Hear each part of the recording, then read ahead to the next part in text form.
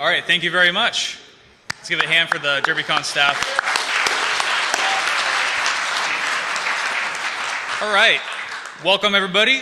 The title of our talk is Here Be Dragons, the Unexplored Land of Active Directory Access Control Lists.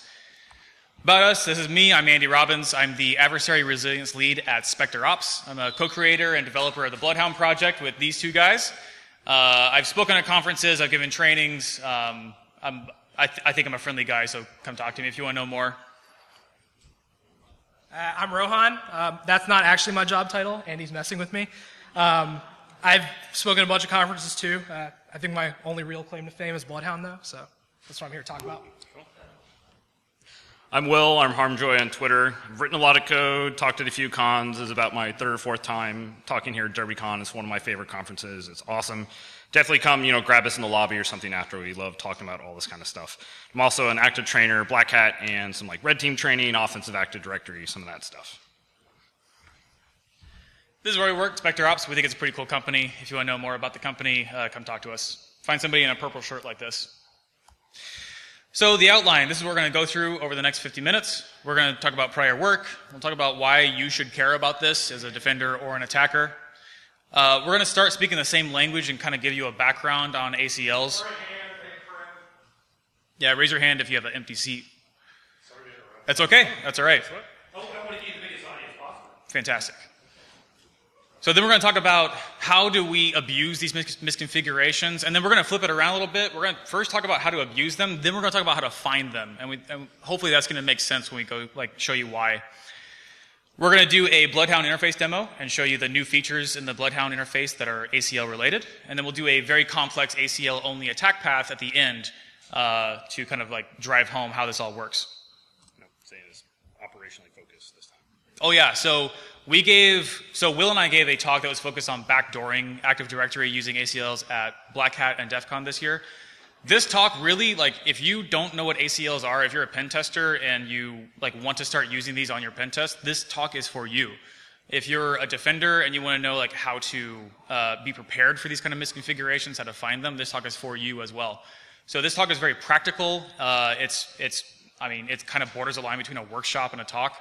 So we're not going to cover a lot of theory, and it's going to be very, very practical and operationally focused. Some prior work we want to acknowledge really quick. The HeatRay project from Alice Jung and John Dunnigan at Microsoft. Active Directory Control Paths by Luca Boyot and Emmanuel Gras. These two projects were very, very heavy influencers for the Bloodhound project at large. Active Directory ACL Scanner by Robin Gramberg. Airbus BTA by Philippe and Joffrey. I'm not going to try to say their last names. And then, of course, no Active Directory security talk is complete without mentioning Sean Metcalf. Is Sean in the room? No. I don't see him. If you see Sean, shake his hand, give him an applause. One thing I want to ask really quick, who uses Bloodhound on a regular basis? Sweet. That makes us happy. Awesome. All right, so why should we care about this? Why should you stay in here for the next half hour and not leave? So there is a general lack of awareness, in our opinion, with this entire attack surface in general. A lot of this is on us as attackers and on defenders, but a lot of it is also on third-party developers and on software installers that make changes to the Active Directory schema and alter the privileges against other securable objects in Active Directory. By far, the largest offender of this is Microsoft Exchange Server. Prior to Exchange Server 2007 SP1, Exchange Server would modify the securable objects in Active Directory to give every Exchange server the ability to take over any other object in AD, including domain admins, the domain object itself, etc. Versions prior to that just gave it direct control over everything in the environment. So if you got access to an Exchange server and you were able to enumerate the ACL relationships from that server outbound, you would see that that Exchange server is just as sensitive as a domain controller because it has access to literally every other object in Active Directory. You want to talk about misconfiguration, Doug? Yeah. We started kind of coming up with a term for this. There might be a term already out there, but we like this phrase, misconfiguration debt. Because if you had an old installation from years and years and years ago, say you had a very old install of Exchange, like Andy mentioned, that had these really bad ACLs, And even if you upgrade, and even if everything's locked down, a lot of those ACLs will persist in your environment for years or even decades. So these often survive domain functional level upgrades because new installs aren't going to go back in and actually repair and muck with all of the access control entries from previous objects. So this debt of misconfiguration will start to build up, and it has been building up for years, and we just haven't realized it collectively. And part of that is because it's been very difficult to audit these components at scale. And you kind of have to have graph theory to actually execute these types of things at scale, because one particular ACE misconfiguration might not seem like a huge deal, but in the context of an entire attack chain, which we'll show, then it can become a path to complete domain compromise. So additionally, to find these misconfigurations, you need to be a domain user. That's all the authentication you need in the directory to be able to find and enumerate all these misconfigs. In most of the attack paths that you're going to find, you're only manipulating objects in Active Directory, so you're doing LDAP to a domain controller. So what that means is that by and large, all of these attack paths, you don't need to pivot to another computer to like run Mimikatz or impersonate another user. So network segmentation doesn't matter. If you can talk to a DC, you can execute these attack paths. Guess what can communicate with the DC? Everything. Everything during the domain, right? And then finally, so there's a completely different forensic footprint left behind by these attacks. And in general, most organizations, in our opinion, are completely unprepared for these kinds of attacks. Here's a tweet from Javier. He was replying to Captain Jesus, or Rohan, in a Twitter thread. So he says, in a recent offensive assignment, we found that AD ACLs has been modified for a DA level persistence, but not by an attacker, but by IT people. So Javier has seen this. Other colleagues in our field have seen these misconfigurations. We have seen them in real environments. They are real. They are dangerous. Here's the Bloodhound interface. This is showing you the vanilla derivative local admin attack paths from any user to the domain admins group. So there are a number of users that have an attack path to domain admins. This is before we add in the ACL relationships. After we add the ACL relationships, this changes to this. There's an order of magnitude more principals in the directory that have an ability to take over the domain admins object and therefore take over the entire directory. And one thing to note here is that in this particular view, we're showing that derivative local admin for, who has administrative access, sessions, all those original components, combined with the ACL information for a complete contextual graph. We are going to talk about ACL-only attack paths, which we'll cover, and there are ways to enumerate just ACL-only components. But also, when you mix that in with the existing Bloodhound information, that's when the graph really explodes. All right, so let's get on the same page. Let's start speaking the same language and talk about ACL background. So an ACL is applied to a securable object, or more appropriately, a discretionary access control list is a property of a securable object's security descriptor. A security descriptor, or the definition of a securable object in Active Directory, is any object that has a security descriptor. The security descriptor, or the SD, is comprised of three things. One is who's the owner of the object. Two is the discretionary access control list, which describes what principals have what privileges against that object. And then secondly is the SACL, or the System Access Control List, that describes how events against this object are audited or logged. Here's what it looks like in the GUI. Who's seen this GUI? Everybody's seen this GUI. You go to ADUC, you look at the security properties on an object, you go to Advanced, you get this. This is the GUI for the security descriptor. This is an ACE, or an access control entry. This ACE says that the administrator's group is allowed full control over this object, which is the user account called Waldo. So how are these things put in? By and large, there are three primary ways that these get added in. One is through third-party software installations that are making these changes automatically behind the scenes that you may not know about. Think like a third-party Active Directory administration software, right, that decides to push the easy mode button and just add themselves, complete generic all to everything. Two are like one-off changes that an admin makes, like knowing what he's doing or not.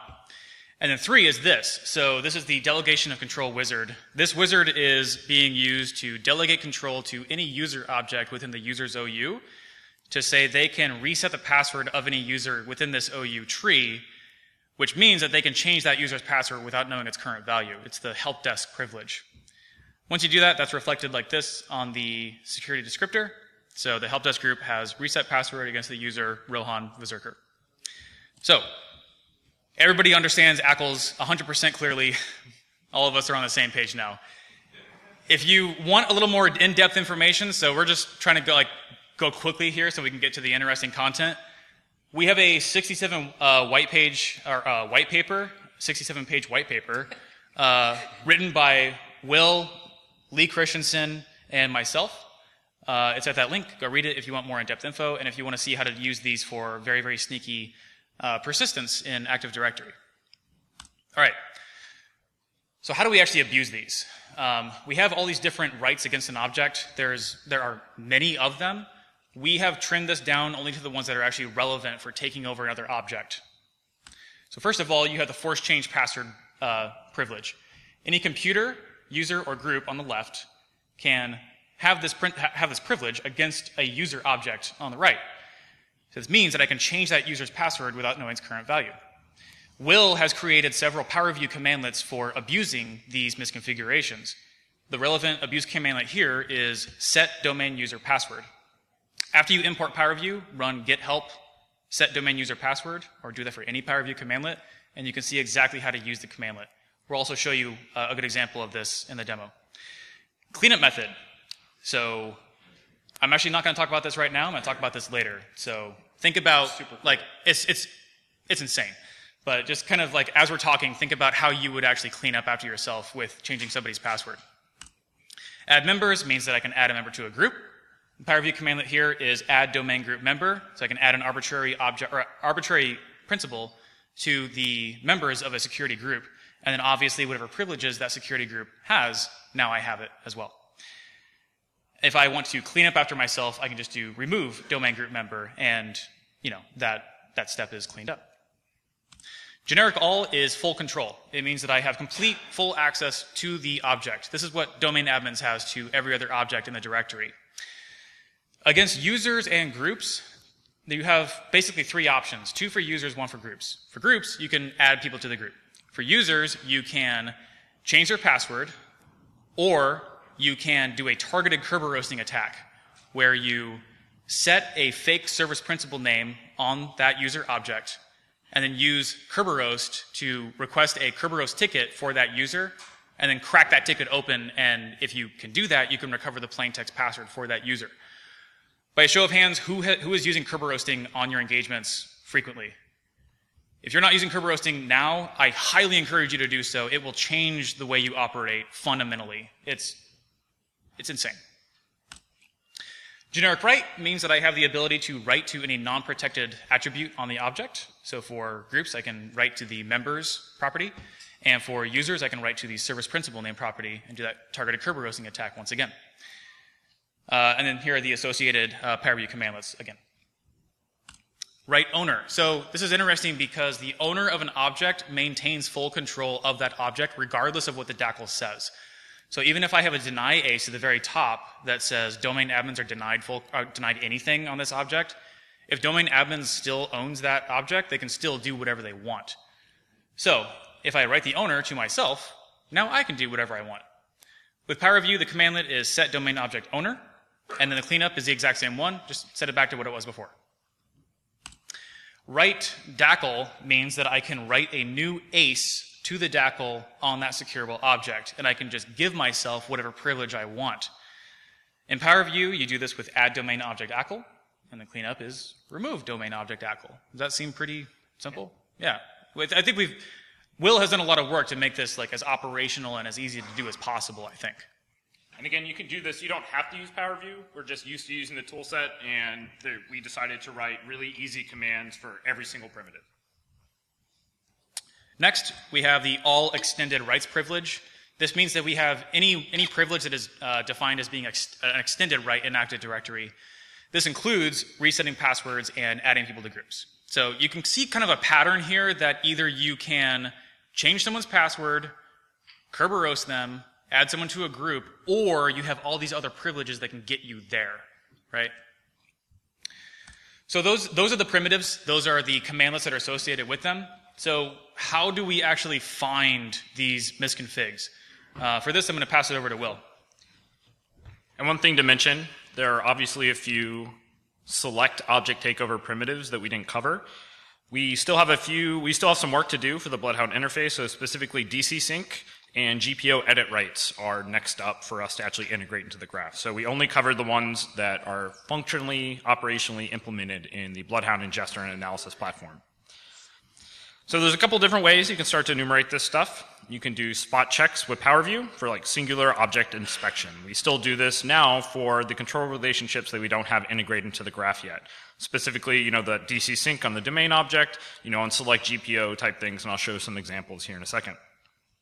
Then we're also going to show how you can use SharpHound, which is a brand new Bloodhound ingester. I wrote the original version, the PowerShell ingester that everyone's been using. I know if anyone has had issues with the project, it's almost always been because my code doesn't like to run at scale necessarily, because PowerShell version 2 doesn't quite have a threading model, and it's, we had to do some hacks to jump around stuff, but Rohan's done some amazing stuff with the new SharpHound ingester, and he's going to go over a bunch of the new details for that. And then Andy is going to show how to take that data that was collected at scale and actually use it through Bloodhound to find some of these attack paths. And again, we're focusing on domain privilege escalation at this point. We're not focusing on implementing these for a persistence perspective. So again, while graph theory is pretty much necessary to audit these components at scale, it still can be useful for those one-off spot checks. And you can use different tool sets. I'm sure you can use some DS query, some old school stuff. And again, because we're such a heavy PowerShell shop, we decided to write the tools how we wanted to use them. So we started implementing this type of functionality in a way that made sense to us in PowerView. So the function is get domain object ACL. This is our go-to. This will return all the ACE entries for a particular object that you want to enumerate. Also, if you're not aware, if you do the tac resolve GUIDs flag, this will actually resolve in the for schema all the GUID mappings to their human readable names. So instead of the super long GUID, it'll tell you, force change password or write members or things like that. So that probably should be on by default, but if you're ever playing with this, always remember the tac resolve GUIDs. So for example, who can DC sync? You can import PowerView, get domain object ACL on the domain object itself, because a domain is actually represented as an object within itself. So that DC, test lab, DC, local, the distinguished name for the domain. We're going to resolve the GUIDs, and then we're going to filter and say, show us where you have for the ACE entry, the principal or trustee has replication rights or generic all rights. And you start to see these SIDs popping up. So this particular SID, or the security identifier for a built-in actually has these generic all rights on the domain itself and can therefore DC sync. Another interesting one, I put a post up about this last week. If you want to figure out who can actually edit a group policy object in a foreign domain, you can use PowerView as well. So enumerate all the ACLs, or enumerate all the GPOs in dev.testlab.local, resolve all the GUIDs for these ACE entries on the GPOs, and then see where the security identifier is over 1,000, so it's not built in. We're kind of tuning this noise down so we can actually try to find more interesting results. And where the rights are write property, generic all, generic write DACL, write owner. So these are those object takeover primitives. And then we're going to pipe it to a for each block and actually give us some more contextual information and actually resolve those SIDs to human readable account names for the object. So you can just run this, and we get a nice collection of all the non-built-in users that have the ability to edit a GPO. Then we can tie that back in with PowerView and figure out where that GPO applies, because if you can edit a GPO, you can push malicious settings that then can result in takeover of any computer or user is applied to. This will be integrated into Bloodhound. It's going to require a custom pathfinding algorithm. It's definitely harder than we thought. So it's on the docket. It has been in the forefront of our mind for the last couple of months, but hopefully by the end of the year, I think we can probably get it in. This is the next big thing up, because we know this is going to explode the graph even more. All right, I'm so excited about this. I could probably talk about an hour just by myself, but I'm not going to. As Will mentioned earlier, we have been slowly rewriting the entire ingester into C#. With rewriting it, we basically got to implement all our pipe dreams, and we basically got to write it with real threading instead of run spaces. Will did an awesome job with the original ingester. The amount of work he put into it was crazy, but he was limited by PowerShell. So we decided to just scrap it. Yes, version 2. So there are tons of new features. The biggest thing to take away is that the performance is literally orders of magnitude faster. I have some speed comparisons for you. I'll show you in a second. A big problem a lot of people had when they were using the ingester was how much memory it used. I know that we've had people tell us I allocated 96 gigs of memory for the ingester and it used all of it and then crashed. So we spent a lot of time focusing on how to fix that. And we got the memory usage down to about 200 to 300 megs tops. So regardless of what environment you're running in, even if you end up on like some Windows 7 computer with 500 megs of RAM, you'll probably slow it down to a crawl, but it'll probably still work. We have people that have run this in a domain of hundreds of thousands of nodes that have been testing betas for us, so it'll work. Yep. I think the biggest we've seen so far was about 350,000. So it's getting there. So yeah, more and better threading. Previously in the old PowerShell ingester, the session enumeration, local admin enumeration was threaded. Well, we decided more threading for everyone. So now the group collection and ACL collection is also threaded. The speed increase there is humongous. On larger domains, group collection could take forever. We didn't like that. We like going fast. So modular stealth enumeration. Before we just had a stealth collection method. We didn't really like that either. So now you can do things like, I want to collect local groups using stealth collection. I want to do sessions using stealth collection. You can individually specify what you want to collect and the way you want to collect it. Session looping. This is something we suggested to a lot of people, is that once you started running your ingester, put it in a loop. Keep collecting sessions. Then we said to ourselves, why are we putting it in a loop? Why not just write a session loop? So now we have it. There's a whole new collection method called session loop. You just run it and you tell it how long you want it to go, how often you want it to loop, and it'll just keep collecting sessions for you and spit it out into a file. It's awesome. Caching. This is a big one. Every time you run SharpHound and it finds new objects, it saves it to cache. Whenever you try to enumerate that object in the future, it'll pull it from the cache instead of pulling it from Active Directory. That means each time you run SharpHound, it gets faster as it gets more data. Additionally, the network overhead is significantly reduced because there's no more resolving objects over and over and over again. You can disable the caching if you want. Say you're on an offensive gig and you want nothing touching disk, but by default, it'll do the caching. It just drops a small bin file, and that's your cache. Progress output. I put like 50 exclamation points behind it because a lot of people were annoyed by this, that when you were running Bloodhound, you had no idea if it was actually running. Well, now every 30 seconds, it spits out how far along it is. It'll tell you how many objects it's enumerated. Tagging onto that, there's no more individual collection methods. Everything runs at the same time. So when you tell it to enumerate, it's doing groups, sessions, local admins, all simultaneously. So you don't have to do groups and sessions, then local group. We even implemented locale independent local admin enumeration. We had someone tell us they ran it in French domains today, and it actually worked. This is the first time I knew it worked because nobody told me. Administrateur. Yeah, so administrateur is now collected properly, as is administrator. So there's a lot of features. I got a blog post I'll give you a link to later. But here is what you guys care about, the speed improvements.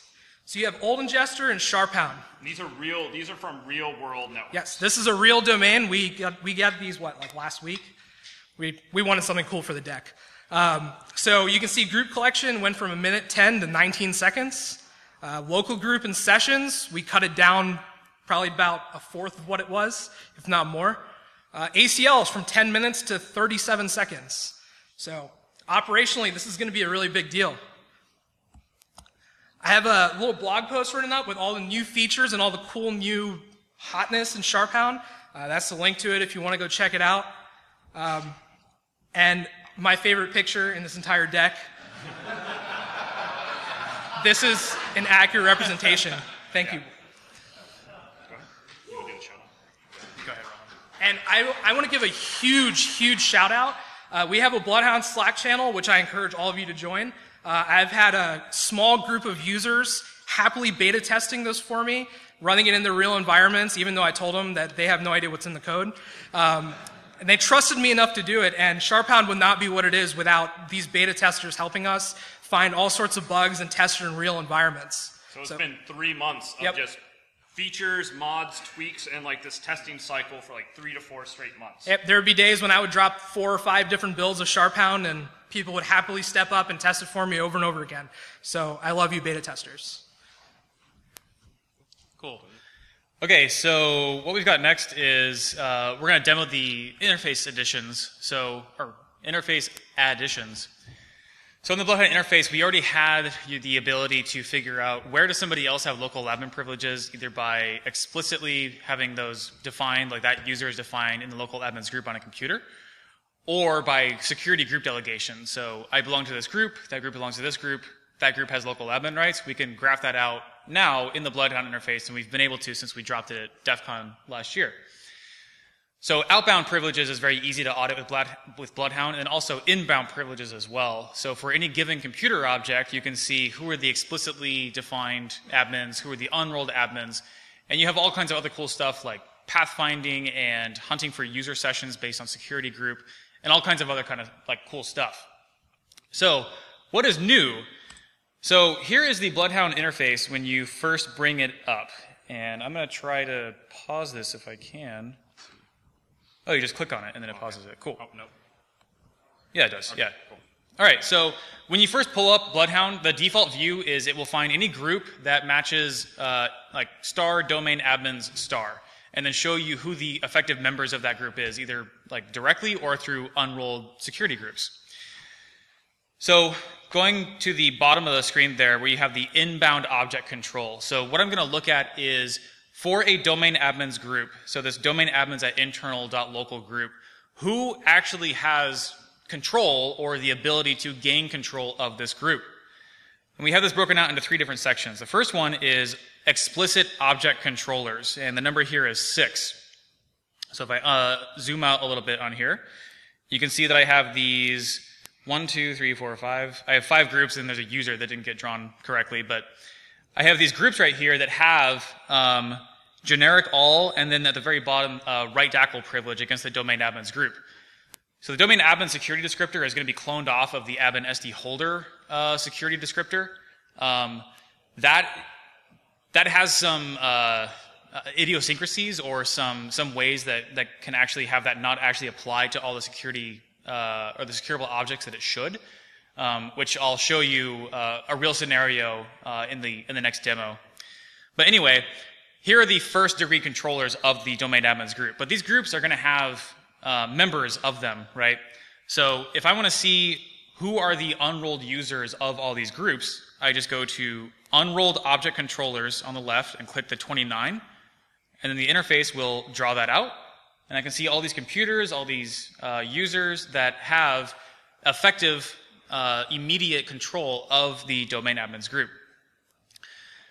There are some Exchange servers in there as well, so that Exchange Trusted Subsystem that I mentioned before, that's the security group that Exchange Server adds when you install a server in Active Directory, and then gives that group full control over almost everything in the environment nowadays, and then adds the Exchange computers to that group. So a very, very sensitive group. Now, what about ACL-only attack paths that get me to the domain admins group? So the phrase that we came up with for this, which actually Jared Atkinson helped with, is transitive object controllers. So if I have control of Will and Will has control of Rohan, I have transitive control of Rohan, right? So back in like Algebra 101, like the law of transitivity, right? So I can do transitive object control, and that number is actually 50. So here are all of the principals that have some kind of attack path getting to the domain admins group. So all those users there belong to this group called identity admins, which is a member of this group called account operators. That group can change one domain admin's password, and then that user is obviously a part of the domain admins group. So what about a little more interesting attack path?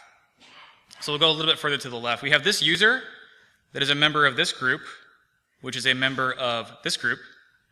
That group can change this user's password, who can change this user's password, who is a member of this group, and that group has generic all control over the domain admins group.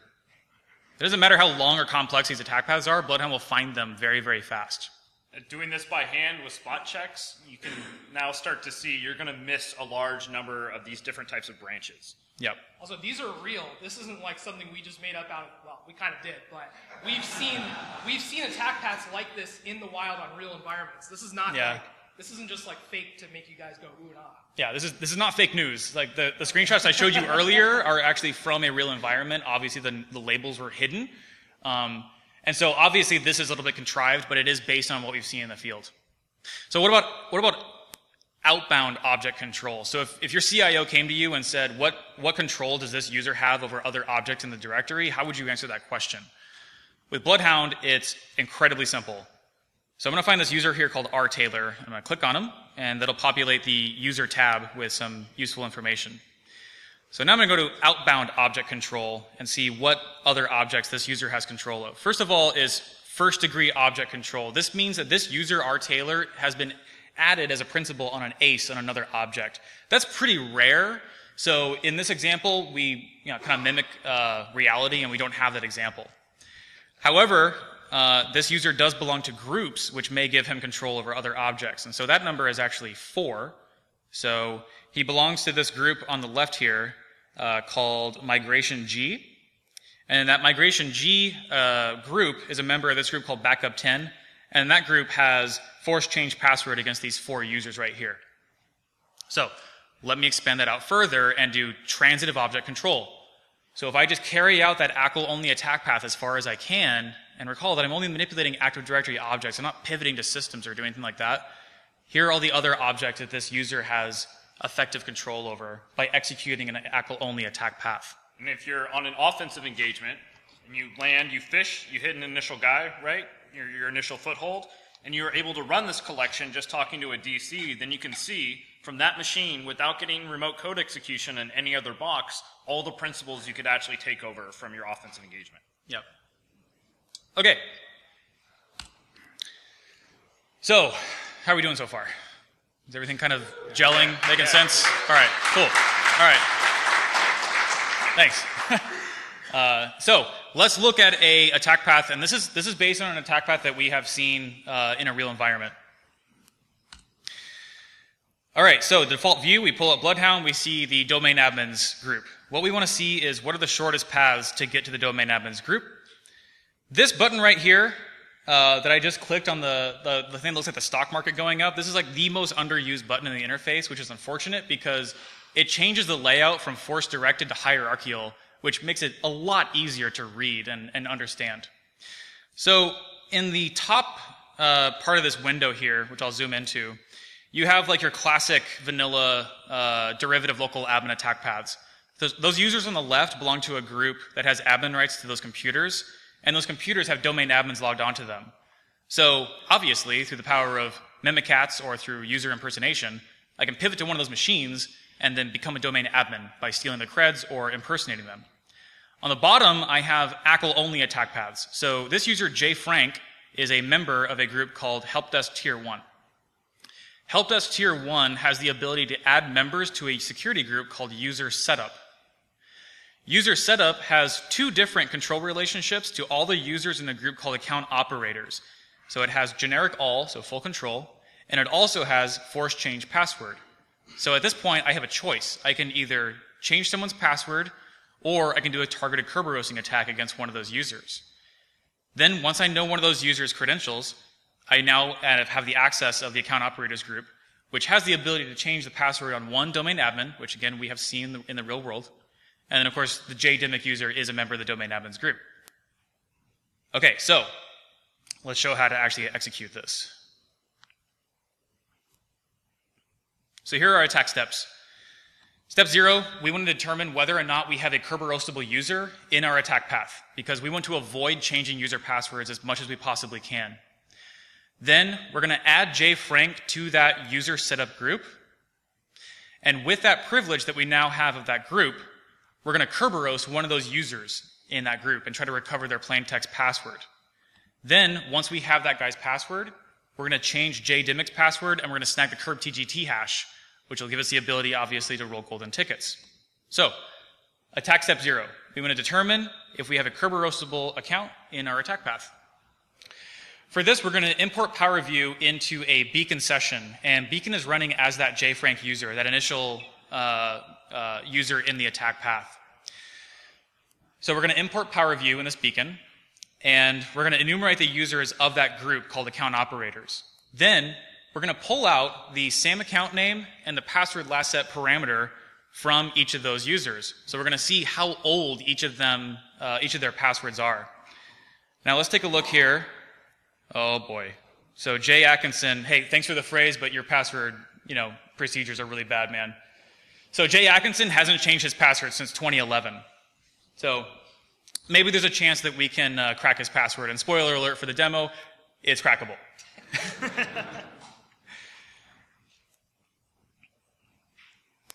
Okay. So now we want to do a targeted Kerberoasting account. So we need to add Jay Frank to that user setup group. That's going to give us that privilege to edit the properties on the Jay Atkinson user object. So this is very simple. Again, we're doing add domain group member. The identity switch is for the group that we want to add somebody to.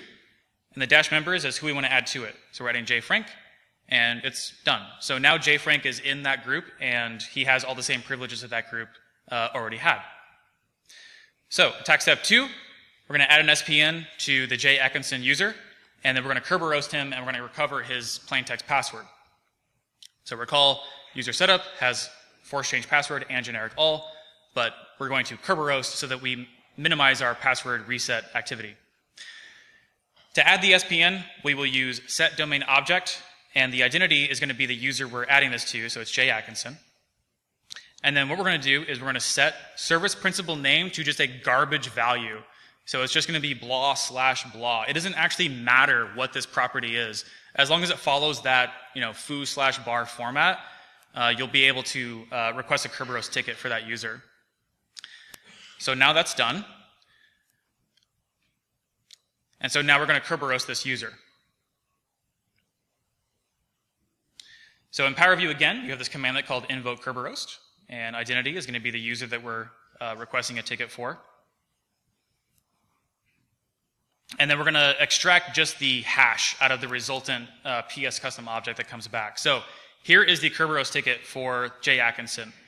Now that ticket is signed and encrypted using his NT hash. So whatever his current password is, if we can guess what that is, we can open the contents of that ticket and we know that we have his password.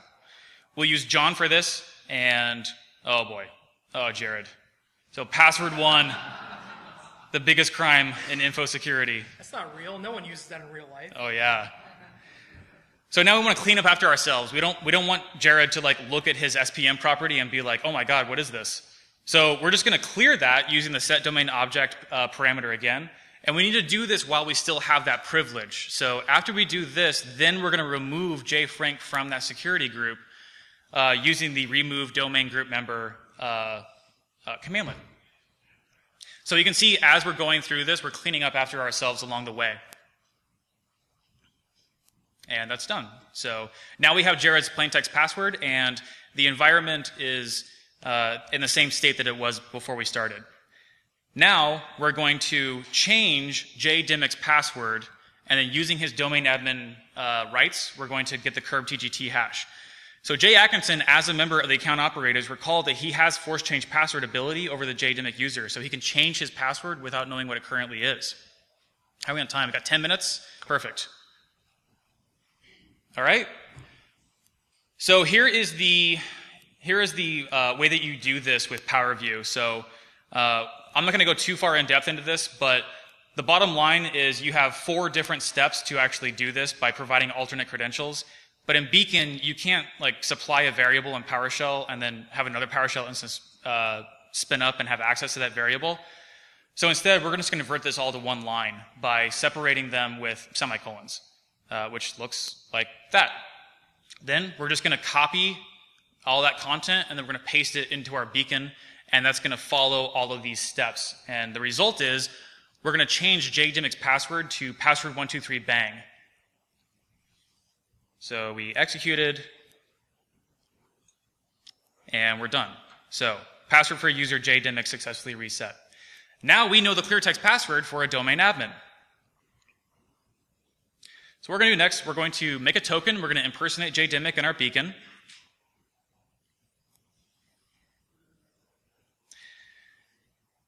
Then we are going to use PS inject, or not yet. So first we're going to use DC sync, and we're going to get the curb TGT NT hash. And now we're done.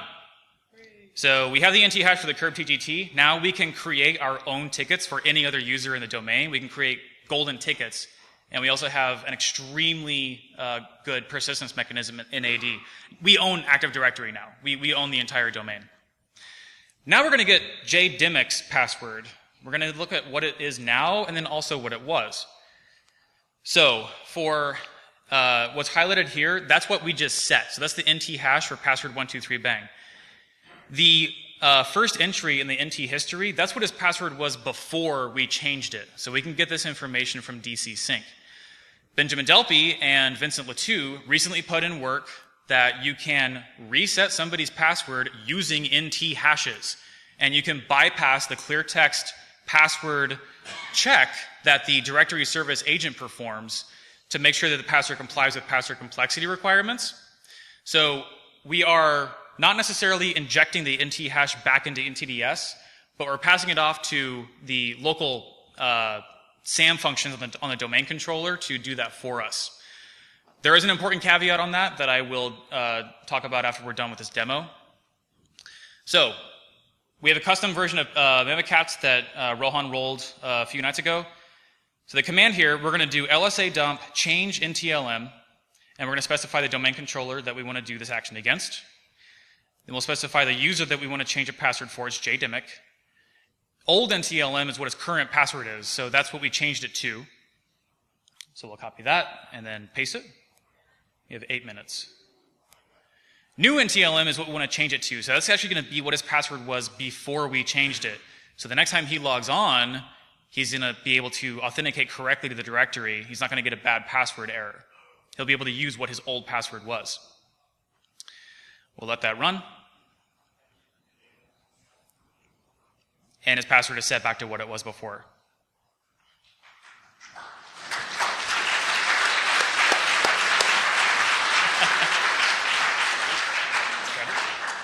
That's it for that video. Now, one important caveat that you should be aware of. So Benjamin Delpy and Vincent Latou, obviously, their work is incredible. They are working on other things to make this process a little more OPSEC safe. So the process that we just did, where we injected the old NT hash as that guy's current password, that is going to bypass the clear text check. However, it is not going to bypass the password history and the minimum password age requirement. However, Vincent is currently working on a project for, instead of pulling information from a domain controller with DC sync, of pushing information to a domain controller, which I believe will bypass that password history check. Until then, what you could do is set a fine-grained password policy that affects just that one user, so that you bypass the password reuse and history requirements, then go through all that, and then remove the fine-grained password policy. Future work. We want to have more options for taking over computer objects. We are continuing this research. We would love to hear your ideas if you have ideas. Laps is an obvious choice, and we have work on that effort underway already. Talked about temporary fine-grained password policy as well. Will mentioned the addition of GPOs into the collection and the graph as well soon. Thank you very much. I am @_Waldo on Twitter. Rohan is Captain Jesus. Will is Harmjoy. We have stickers up here at the front if you would like a sticker for Bloodhound or for Spectre Ops. If you're not already in the Bloodhound Slack, I would highly recommend that you join it. We have conversation about Bloodhound, and then also it's kind of turned into an extremely active Red Team general conversation Slack as well. We have almost 600 people in there right now, so you're going to find interesting conversation in there. And then if you want Bloodhound, bit.ly/getbloodhound. If you want Sharphound, bit.ly/Sharphound. So we have 5 minutes left, and Rohan's going to do something here. So in the interest of open source, and since we like doing this, as of about an hour ago, the Sharphound open beta was available on our repository. It has pre-compiled binaries. You can just go up there and download it, or you can compile it yourself if you don't trust me for whatever reason. I don't know why. And that post I was telling you guys about, it's up on our Spectre Ops blog. You can just check it out. Oh, I guess it's not displaying. Hold on, I got this. I hate you, PowerPoint. There we go. There you go. Hooray. Sharpout Open Beta, EXE, PS1. Everything works just the way it used to, except better. All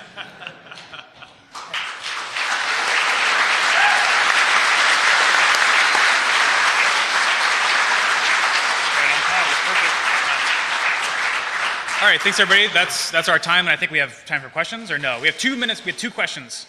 Answer 2 questions. Right there in the blue shirt.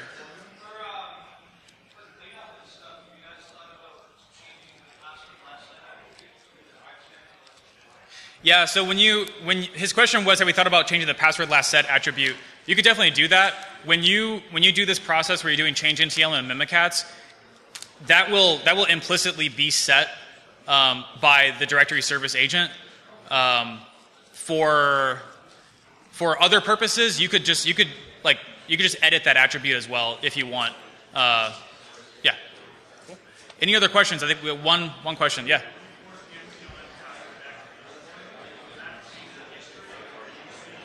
That's a fantastic question. So his question was, when we set the NT hash back to what it was before, does that reflect in the NT hash history? The answer is yes, it does. So you could do one of 2 things. Either you could cycle through all of them and